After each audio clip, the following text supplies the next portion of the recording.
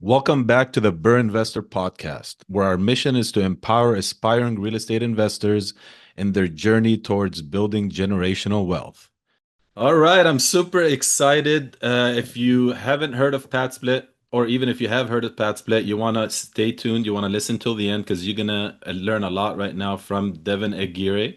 Devon is joining us from PadSplit. So, Devon, thank you so much for taking the time and joining us today. Yeah, man. Thanks for having me. I truly appreciate it. I feel honored to be on the podcast for sure. And we truly appreciate your time and the support that you've been really giving the community because this is a very fairly new model, at least, for us here in California and in the LA area. You and I connected about a few months ago. You came to our event, and as I mentioned to you, I was very intrigued with the pad split model. I learned about it a few years ago back at one of the Bigger Pockets conference. And I was just bummed it wasn't out here in LA, but I was waiting patiently, and now here you guys are. So I just want to kind of share a little bit of my experience about it, the way I see it, and I want to make sure everybody out there that's listening or watching, this is a new trend here in LA. It's an investment model that you can apply to your rental properties. The cool thing is it goes hand in hand with the BRRRR strategy that we continue to work on and continue to preach. It's going to be a game changer because not only that you can apply it as a BRRRR, it's like an extra layer of protection, in my opinion, or like risk management, but it's also going to help those that have the fear of investing in the LA market for multiple reasons, specifically for the reason that, typically properties in LA, the rent does not satisfy the mortgage per se, right? So the thing that I like most about PadSplit and the way you guys put it is, generating multifamily rental income from a single family property. And that's something that we truly advocate a lot about with our investments and the investments that we help our clients with is because you want to add value, you want to add different ways to get multiple streams of rental income in LA so you can be able to stabilize the property easier and then, work on the appreciation and focus on the appreciation. So with that said, Devin, if you can share a little bit about yourself, how you got started, and tell us about PadSplit.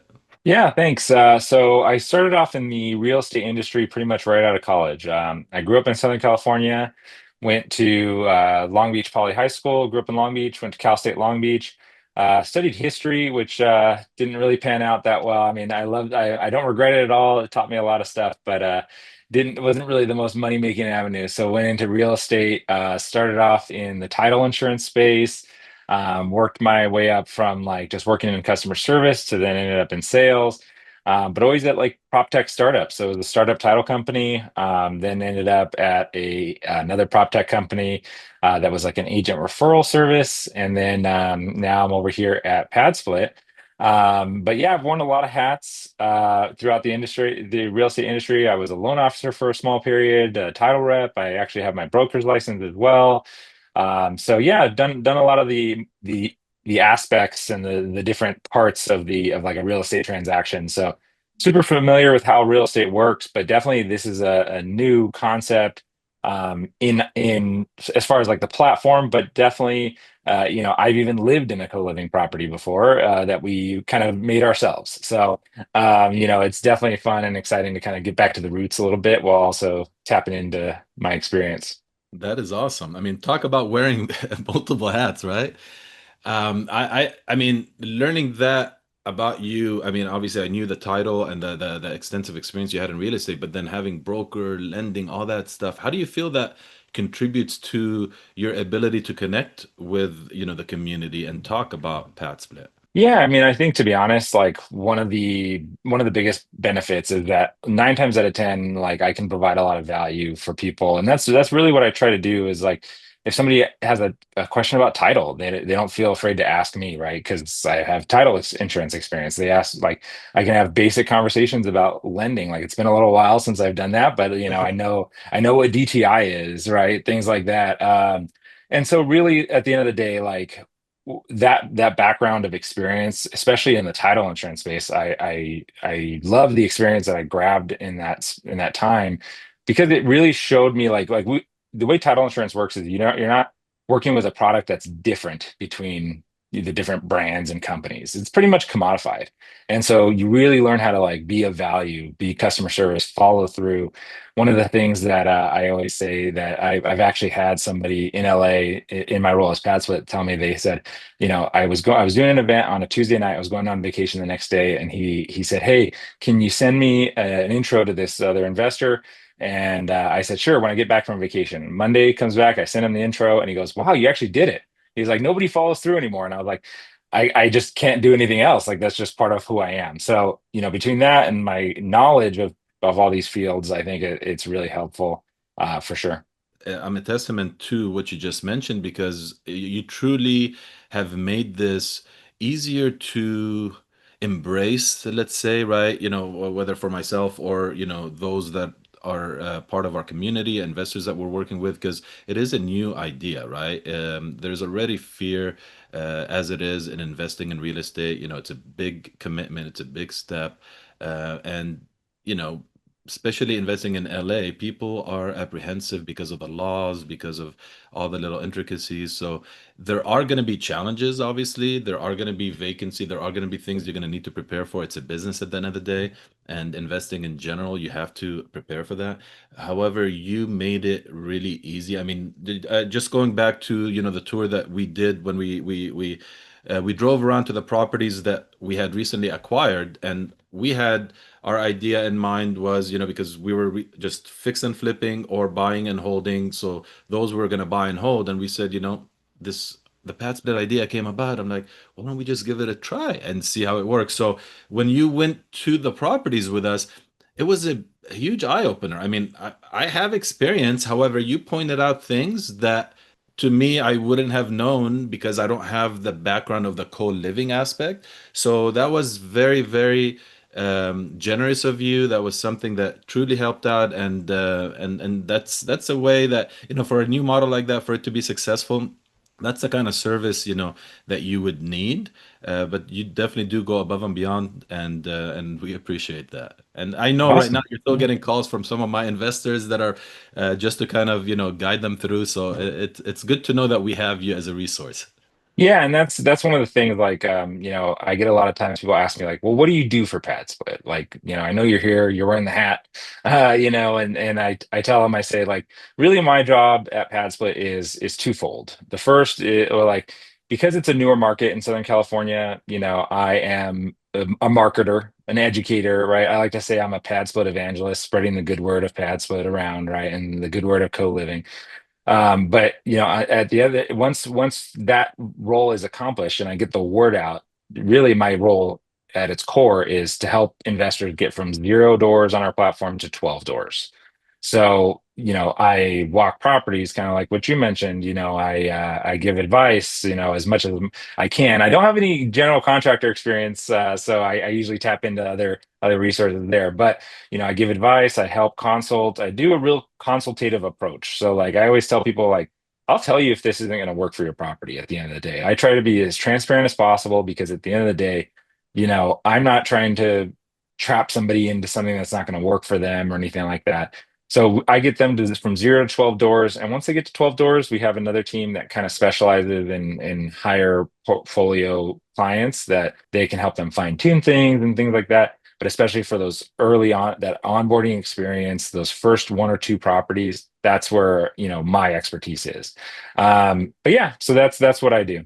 And the things that you pointed out, I mean, like you said, having a second set of eyes is always good, especially from your perspective. I mean, like you mentioned, you've lived in a co-living, you've seen other co-livings, you've heard success stories and failures, of course. And you pointed out some really cool strategic things as far as, have if you have multiple bedrooms, how you price it out, how you market it, right, for you to achieve success rather than, if you have, like, let's say 8 bedrooms, don't put them all on at the same time. Some of the cool things you mentioned, which, we want to share with our listeners and viewers, like, having a private entrance, that's going to be a plus. It's going to, allow you to get more income, having a private bathroom and so forth. So those are good things to know because it helped us. And when we went on the walkthrough, one of the properties, I thought I had 3 bedrooms in it. And after we left there, you and I decided, it's easily five, right, in the main house alone. So that's very exciting. Another thing that you pointed out to me that that sticks to me until now is, one of the bedrooms that we had was very nice and big, and I was like, perfect, let's make it luxury, let's put in a huge bed in there. And then you brought up a great point that that's not a great idea. So do you want to touch on that? What do you feel some of the things that are minimum that you should put in a pad split, what you should avoid, and a little bit about the common area that you shared with us? Yeah, so at the end of the day, like the platform is really customizable, right? Like we don't take title to properties or anything like that, right? We don't own these things. So at the end of the day, we're just the marketplace, right? We connect the investors with the tenants and we call the investors hosts and the tenants members.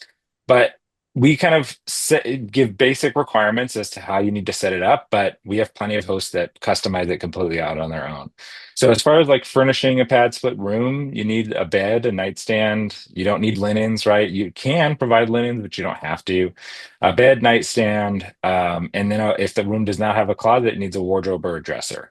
That's kind of the basic minimums. Now, what I always tell hosts is, if you set it up like a prison, you're only gonna be able to charge prison rates, and you're gonna get prison people, right? Like at the end of the day.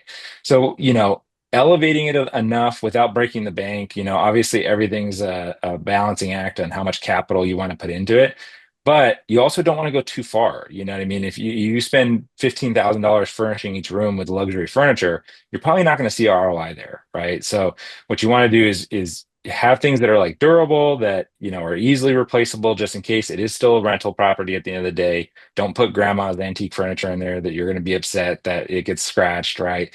Stuff like that. And then, when we're talking about like a super large, like master bedroom or something like that, while sometimes it is easy to kind of say, yeah, let's go high end, let's do that. You have to think. I always tell hosts, put yourself in the shoes of the renter, the member, right? Like, would you pay X amount for this? And if the answer is no, you're probably in a bad spot. So you just need to consider that. And some people think like co-living is like this magic bullet where you can say like, oh yeah, I'm going to get $4,000 a month for a room. And it's like, you have to kind of think about it objectively and say like, does that make sense in this area? If a studio apartment's 2,500 and you're trying to charge 3 grand for a room, what are you doing to that room to make it worth that extra money? Hmm. But like if we see a big, huge master bedroom that you might be able to divide out into 2 rooms, you have to kind of do the math, right? So if you're like, hey, this master bedroom could get me $400 a week, and I could divide it into 2 small, way tiny rooms and get 175 a week, that doesn't add up, right? It does diversify the income stream more, but at that point, we find that like really tiny rooms, unless they're priced appropriately, tend to take a little bit longer to book. So you just need to factor that in. Like Sure. I walked through a property in Huntington Beach with a host that recently onboarded, and I was walking through it, and I go, "Hey, why don't you put a room right here in this living room?" And the host, told me, she said, "Well, it would be a small room." And I said, "Well, what's it going to cost to put these walls up? Two, three, $4,000 at the most. Even if you're getting 20, 30% less than the other rooms in the property, you're going to pay back that money in 2, 3 months, easy. Mhm. So why don't you just do it?" See what happens. Even if you get a little turnover, that was revenue you were never going to capture before anyway. And what that did was it took it from a 4 bedroom to a 5 bedroom property. And so now there's a little bit more wiggle room. If one room goes vacant, you still have another room bringing in more income. And yes, it's a little tinier, but it filled. That property went live 2, 3 weeks ago, 100% occupied, right? So what people don't kind of think sometimes, like, why would anybody rent this small room? But if it makes sense, it's $700 a month.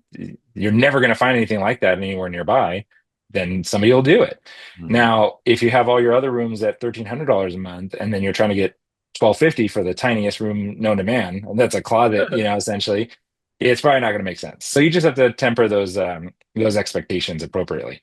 Now, when it comes to common areas, kind of like what we talked about, like you want to have like a dining area somewhere for them to, the members to be able to eat, and it kind of discourages them from eating in their room. So that way you cut down on like pests and things like that and stains or whatever. But at the end of the day, we recommend against having carpet in general. We recommend having like laminate or, SPC or something. So that way it's easily cleanable and it's more durable. But at the end of the day, like common areas we find are just tend to create more issues than they solve. So like having a living room with a couch and a TV sounds great, but like I remember when I used to have roommates, everybody was fighting over what who could use the living room for the TV, right? If you could that a couch tends to invite your buddy to sleep over, right? So you're like, oh, my buddy's just gonna sleep on the couch, and they just do it without asking everyone. And these people are strangers at the end of the day, so you know they're not like buddies that are all cool with each other that would be okay with that. Like they have to kind of be realistic in the fact that this is a shared space. And so by removing that common area, it removes that temptation. And for the investor side of things, it brings in additional revenue now. Now you're that 100 square foot living room to 150 square foot living room, whatever it is. Now you're capturing another 1,000, 1,200, $1,300 a month, depending on what the size of that room is, that you would never have gotten before. And on top of that, you have more vacancy risk diversified now because now instead of maybe four, you have five. Instead of five, you have six. And then on top of that, one of the biggest benefits, you kind of reduce the pain of that early fill up, right? Because now you're filling those rooms faster, you have more of that revenue. So that's probably what I would say is like one of the some of the biggest tips when it comes to like common areas and larger spaces. Is you just have to kind of be realistic with how you structure them. Great points. And as you mentioned, as far as the ones that we've been working on so far, we have the three. One of them is pretty much on the market. And then the two others, as mentioned, we're getting them furnished this weekend. So this way we launch hopefully next week. Just to kind of go through them, one of them was a three-bedroom. We walked through it. We easily can get comfortable five bedrooms on that specific one, just to do a little bit hypothetical numbers, conservatively, based on the area that we saw, conservatively about 1,200 is a room a month. To be conservative, obviously, one may get more because it has a private entrance, it's bigger, and it has its own bathroom, so we can adjust it. So that's about 6,000 for a house that originally would have gotten 3,500, right? 4,000 on a really good day. So that's awesome there. Now, the other cool thing about this particular one is it's going to have an ADU. That was the plan, is burning the property, renting it out, doing the ADU, and then building out the second home in the back. And same for the other two properties, three-bedroom with an ADU. We're going to turn it into four, possibly five on that one. And then the last one is a comfortable four-bedroom. We decided we want to keep it comfortable for. We don't want to add any additional bedrooms, even though we have the space because of that area might be bring a higher end type of client. So the thing that I want to add is, we had an ADU play on each one of these properties, and what we discovered and learned in talking to you and touring the properties with you is that ADUs may not be ideal for PadSplit, right? And you have to be strategic about what you're doing, and going with PadSplit, like for us, it's very very strategic. I don't want to get too deep into it right now as far as like exit strategies, the options it gives you, the risk management as far as having tenants, long-term tenants versus like mid-term tenants and so forth. So there's a lot to really consider. But the cool thing is, for that house that we just mentioned, the possibilities are there to get 6,000 in income from the main house, at least 2,000 in the ADU, and then do the numbers there. And that's just, scratching the surface of the potential of this particular property. So it really adds up, and it makes a difference from, renting it long term, having to deal with, potentially either a bad tenant, somebody that doesn't want to leave. For me, I mean, obviously we're going to go into it, we're going to discover a lot of different things, and the other aspect is, having vacancy, one or two rooms versus having your whole house vacant. It's going to be difference on the cash flow and sustaining the property. So And to be honest, that is one of the more common plays I'm seeing in LA right now is a lot of our hosts, when they're acquiring a property, they do have that ADU in the back of their mind. They're like, I'm gonna buy this house, rent it out, and then build an ADU in the back, rent that out, right? And when you say like ADUs won't work, I won't say that they'll never work, right? Really what it comes down to is like if it's a studio or a one bedroom ADU, mhm. it's just it doesn't make sense to go with PadSplit. It just would make more, and I'll tell people that I'm like, hey, just Airbnb this or put it on long-term rent. Like like we can help you with it, but it just probably will take a little bit longer to book because not as many people are coming to our platform looking for that. And, once you pay our fees and things like that, it might not pencil out. It'd just probably be simpler to do it the other way. The real benefit of pad split and co-living is when you have multiple bedrooms in a property. Now, we do get two-bedroom units all the time because people are like, I'm just struggling to fill it. I'd rather just put it on this and see if you guys can help me. And, like if I wanted $2,000 for this two-bedroom ADU, now if I rent it out via pad split and I get same $2,000 a month in revenue, at least it won't ever be that I have two rooms vacant in the whole ADU and now I'm $2,000 out a month. I'm only out $1,000 a month or whatever those numbers may be. And really like that's one of the key concepts. So, the ADU, being separate, that's totally fine and that works really well. And the common example I say is like if you have like a four-bedroom property that you would have rented for $4,000 a month, and every month that it's vacant, you're losing $4,000 a month. But Mhm. even if you don't do anything else to the property and you have four rooms in there rented out at say $1,000 a month, one person leaves, you're still making $3,000 a month in revenue. And versus if you're able to add five or six bedrooms, and let me step back. Realistically, you're probably not going to get just 1,000 for those rooms. You're probably going to get like 1,200. So now four rooms instead of $4,000 for a 12-month rental, $4,000 a month on a four-bedroom house. Now you're getting 4,800. Then you add a Mhm. fifth bedroom. Now you're looking at 6,000. Now you add a sixth bedroom. You're adding, you're at 7,200. And one of the big things I tell people when I walk through properties, they ask me like, how much of a renovation should I do for a pad split? And Alex, you kind of suggested the same thing without me even talking to you about it. Like, I wouldn't say like add a second story unless the numbers really make sense, right? But it's like, hey, there's an easy wall we can throw up there. We walked a property, that property with, where the wall is half built already because it's the separation from the living room to the kitchen. Really you're just filling that in. It's cost a couple, thousand, $2,000 to do it. And now you're building a room out. So easy additions that can then add another room is really where we say that's the way to go. And those aren't required. We don't require you to add a bedroom. It's just it usually makes more sense for you. Mhm. So especially on the acquisition side, finding rooms where like living rooms can easily be walled up or extra rooms can easily be created, that's going to be the big money play there. But saying like, oh, I have to like restructure everything in the house, like if you're okay with that, that can make sense. Like pretty much gutting the inside. Or if you're planning on doing that already, then maybe now you think about your plans differently with a pad split in mind. But for most people looking to acquire, they don't want to take on that big project. So easy walls are the way to go. Yeah, very small investment, like you mentioned. I mean, putting up walls doesn't take as much time, and it's fairly small investment that you can get a quick return on it. One thing that I've been hearing a lot, when we talk about pad split, is people bring up Airbnb. How does it compare to Airbnb? Is this another thing? So, do you hear that a lot, or is it just me?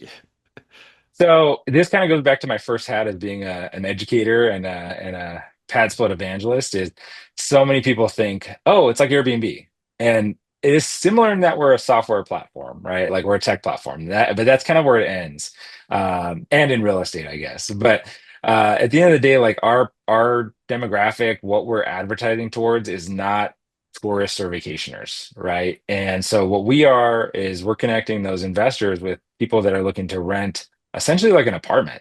They're not here for 2 weeks and they just want to book that. I think where that common misconception comes out to is that we collect our payments on a weekly basis. Got it. And Okay. so people think, oh, it's weekly stays. And that's not what it is. They commit to 31 days in the property, 12 weeks on the platform when they come aboard. But our average stay on the platform is 9 months. And really, we get long-term tenants regularly. Like there's several pad splits I know personally that have had tenants for, 2, 3 years. And that average duration and average tenure will probably keep getting longer and longer because we've only been operating since 2017 and we've truly started scaling about 2 years ago. I think Mhm. it took us till 2024 to hit 10,000 units. We just crossed 25,000 units 2 days ago. Nice. And the goal is to get to 30,000 by the end of the year. And by the end of 2026, we want to get to 60,000 rooms. So, that duration will start to extend and extend. And especially because I think some of our early operators and co-living operators on the platform, like we started in Atlanta, I think they had a different mindset about it. They were like, I'm just going to cram every single possible room into here and make as much cash flow as possible. And now some of those early properties are kind of getting phased out because now you have more experienced operators who are coming on board who have built properties for PadSplit or know what they're doing a little bit better as far as the renovation. And they know people don't like necessarily want to rent all just cubbies, you know. They're Mhm. like, okay, rather than going nine, I might go seven and make these all a little bit more comfortable, and then I can charge more. So I actually make more money at the end of the month versus these super tiny rooms.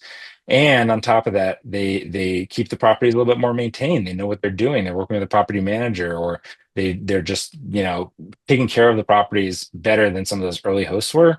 So I think that that's going to be really something that we see over the years, is that tenure length really extends.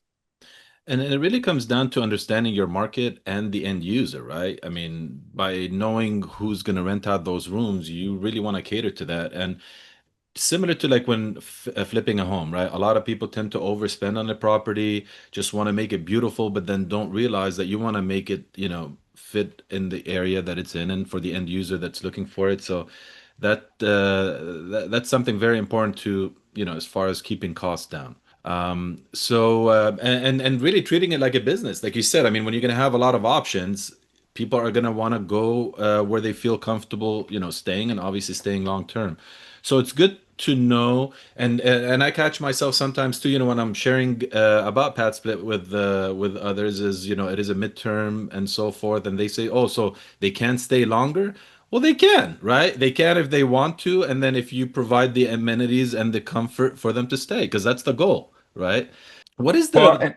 Yeah, sorry, go ahead. I was gonna say, well, one of the big things too is people think like, oh, this is all students, right? Like, Yes, should I do this by college? And I say, yes. actually, the average age on our platform is 34 years old. Wow, good. So it's just working adults that, like, I will say it's hard to put yourself in those shoes sometimes because, like, for me, I have a wife, I have three little kids. Like, PadSplit would not work for us. Like, I need a house for all these, kids Mm, that I've run around and things like that. And, our platform doesn't really allow kids. And so it's single people in these rooms. And so, if you're not in that position, you're like, who are these people? It's hard to understand. And yeah. then you realize like it's divorcees, it's people that just want to scale down. We have seniors that are like, hey, I don't want to manage a house anymore, and they're just gonna kind of live in their, they'd rather live in a smaller space so that way they don't have to manage and save money maybe on, they're just on Social Security or something.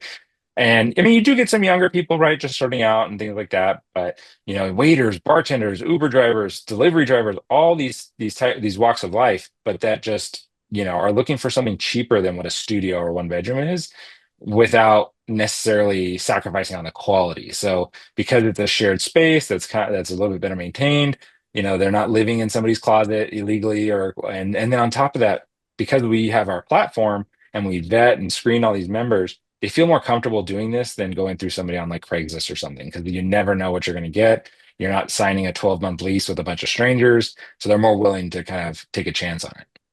Yeah, it's brilliant that because I do get a lot of people saying, "Oh, is it for students? Who's going to be the clientele? Who's going to be moving there?" So yeah, it's something that, just keep bringing the awareness, educating, informing them, and yeah, you have more options. I mean, nothing wrong with students. It is somewhat of, midterm temporary thing because they tend to move, but there are other options too, like traveling nurses and so forth. So that's very And good. Yeah. and students, what they tend to do is they'll do this, like rent by the room, and they'll go, but they'll go with their buddies. Hmm. They'll be like, hey, three of us, you guys want to go rent a four-bedroom place, Yeah. and or they'll even share the rooms, right? Like that's what I did in college. I shared a room with somebody, so it Hmm. was the two-bedroom condo, and there's three of us living there.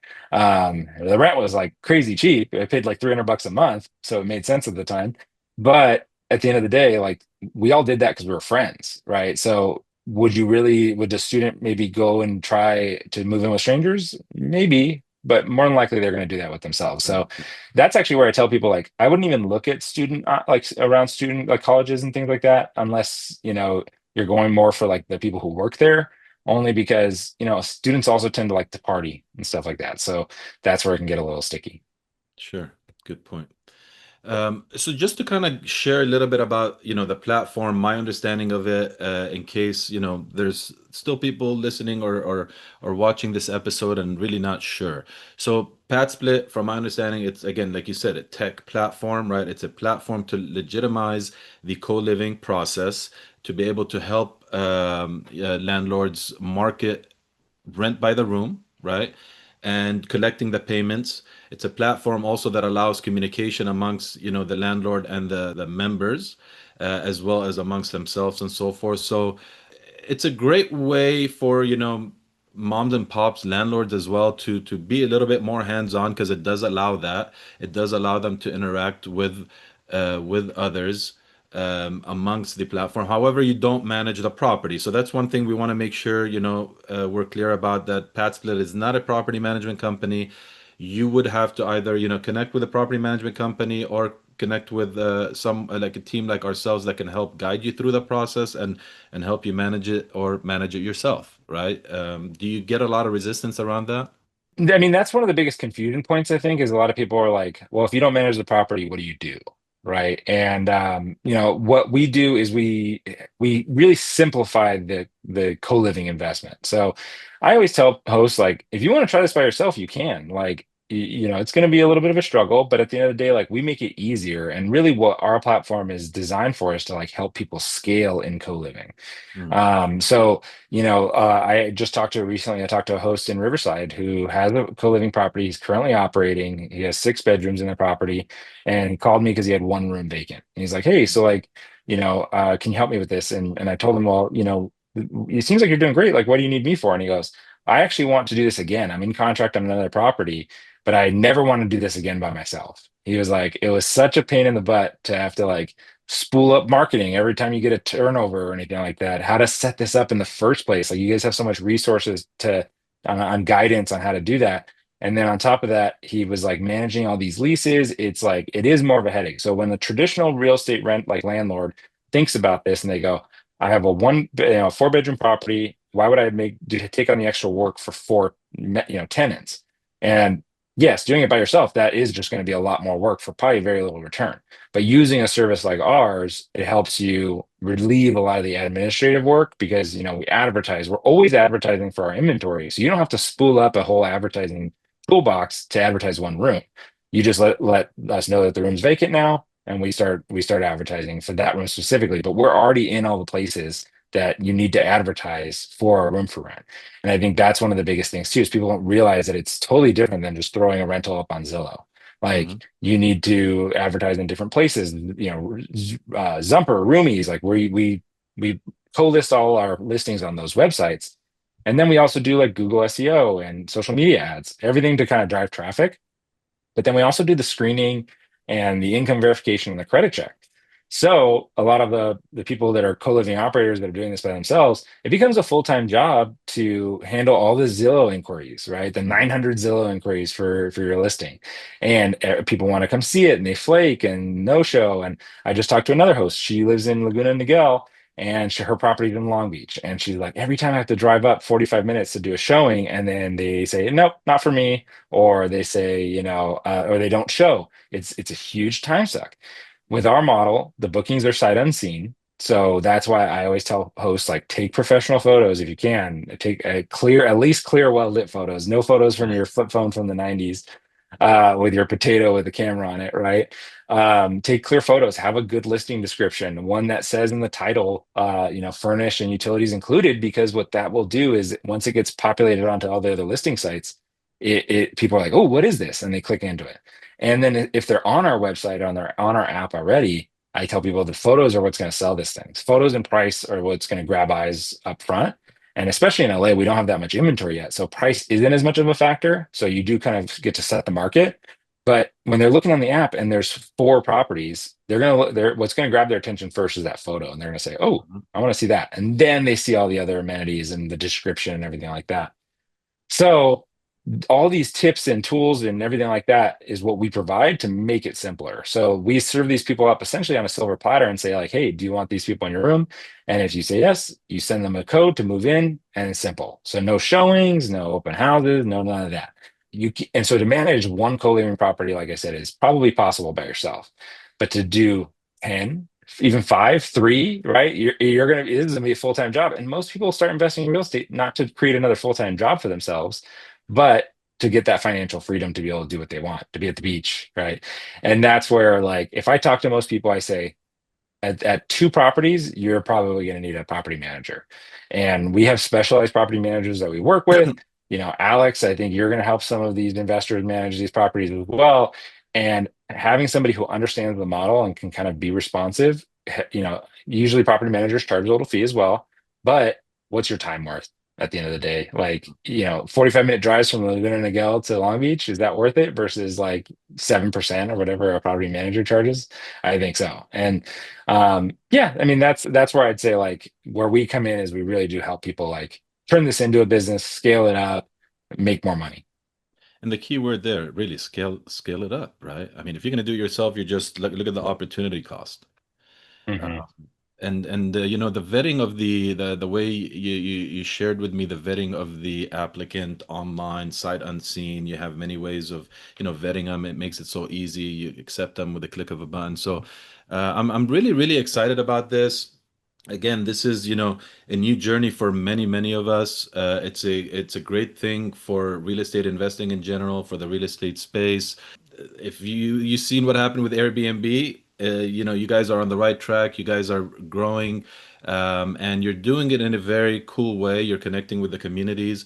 We're gonna be sharing, a link below, but I know you have multiple events, and what would be the best way you want people to reach out to you if they have questions, if they want to connect with you? What's the best way? Yeah, so if you want to, you can text me or call me on my cell phone. I've been in the real estate sector for so long, my cell phone's long been blasted on the internet, so I'm okay with that. It's 562-673-3673. Just shoot me a text. I always tell people like sometimes calling, you might get a call back in a little while because I'm usually in a podcast or I'm in a call with someone else. I'm consulting with someone else. I'm walking a property. So texting is usually the fastest and easiest way to get a hold of me. And then from there, we can book a call or something like that. And then I also have a meetup group on Meetup, the Meetup site. It's called PadSplit in SoCal. I post all the events and things like that that I attend and that I'm presenting at or that I host. I don't post everything I attend because I don't want people stalking me. But if I'm going to host an event or I'm going to post or I'm going to speak at an event, it'll be in there and it gets announced. And so when you sign up, you'll get those alerts for when my new events launch. And so once a month, I try to do an event called Pad Split and Pizza, where I do a quick small presentation about Pad Split, and then I have several people that we work with, like a realtor, a lender, and a property manager, come on board, and they talk about experiences with pad split and stuff like that. And then I also do a monthly webinar. So if you go on the meetup group, you'll be able to sign up for the webinar. And in the webinar, I do more of an in-depth presentation about pad split as well as some case studies. But so I try to change it up. Like when I do these presentations, other than the pad split and pizza, the pad split and pizza is more panel related. So it's more other people talking about their expertise. But when I do my presentations like we did at your office, I talk mostly about pad split and numbers because some people want to see like how is this possible? And that's one thing I noticed. I would talk to people all over LA and Orange County and the IE, and they're like, this sounds great, but like, can you even make the numbers work? So I Yeah. find listings on the MLS and I run the numbers. I don't get deep into expenses because everybody has their own ways of acquiring these. And then I just show them like at your office, Alex, we did a property, had 7 bedrooms existing. It was easily able to add 2 bedrooms. You went from like around $5,000 a month in potential rental income to almost 11,000. And I ran the rental numbers conservative. So it's probably higher than that, but I like to be conservative. And even the best part about it is I usually try to find something on the MLS. So that way, if somebody's interested, they can go buy that property, right? I'm like, hey, here's a deal ready to go. It's prepackaged pretty much for you. And I always frame it as like, hey, if you're a serious investor, though, you probably have deal flow other ways. So now you can tweak your buy box to say if you have wholesalers that you're working with or something like that, to where now they can send you deals that make sense for pad split. And that's one of the most fascinating things about what I've been doing is talking to investors where they see their buy box expand and they're like, I'm going to Hmm. be in those parts where no one else is. And Hmm. now I can get some deals. Whereas before everybody's shopping that same buy box for like a fix and flip and stuff like that. But now you're like, I could potentially buy a 5 bedroom property and make a cash flow. You know, I mean, I'm sure you very rarely are flippers looking at 5 bedroom properties. Usually it's like what 3 to 4 is kind of the sweet spot. Yeah. Let's not Yeah. share So all the secrets right now. I won't get too deep into that, but that's kind of what I've heard generally. But reach out to Alex if you want to learn how to do fix and flips for sure. But if you want to come to one of the presentations, I always say just sign up for the meetup. I don't like pester you or anything. I don't think meetup even allows me to do that. But that way, like when you do see something nearby you, you can pop in because I try to do the pad splits and pizzas all around. My next one will be in Lakewood on the 30th of September. And then we're actually doing another one at Alex's office on the 21st of October. And they're usually, we get like 20 or 30 people. So it's not super huge to where you're like afraid to ask questions. And that's like, I love to do a presentation where people are engaging. I hate talking to a wall. Mm. So if people are there and, I think even at our last event, Alex, we had some people that were kind of shooting us down, trying to be real negative, and that's okay. Like at the end of the day, this isn't for everyone. And I will more than happy tell you that this is not going to work for your property or something like that. This isn't something like I don't know. I hate to bash your background, Alex, but it's not car sales where Yeah, where it's not one size everybody. fits all. Yeah, it's not like everybody drives a car. Like you need to be an investor in real estate, and that's not everyone. And so yeah, so reach out to me via text. Once again, 562-673-3673, or join my meetup. Or I'm sure Alex is going to share a link. I think if you go through Alex's link, it'll connect you directly with me, and then we can schedule a call as well. Absolutely, yeah. And we'll definitely put the link to the meetup as well in the comment section below. Encourage you to check out Devon's meetups. We try to do a lot of collaboration together as well. You're extremely generous with your time. Again, it's very strategic. There are a lot of opportunities in today's market. Looking at the usual may not cut it, but now, get creative. So truly, truly appreciate your time. And if you enjoyed this episode, please subscribe to the channel and check out other episodes that we have as well. And hope to see you if you're in the LA area. Hope to see you at one of our events. Again, Devon, thank you so much. And until next time. Yeah, thanks for having me. Thank you all for joining us on the BRRRR Investor Podcast. If you found today's episode helpful, please hit like and subscribe to our channel for more real estate insights. We love hearing from you, so please leave your thoughts, questions, or topics you'd like us to cover in the comment section below. Be sure to check out our website, thebrrinvestor.com, and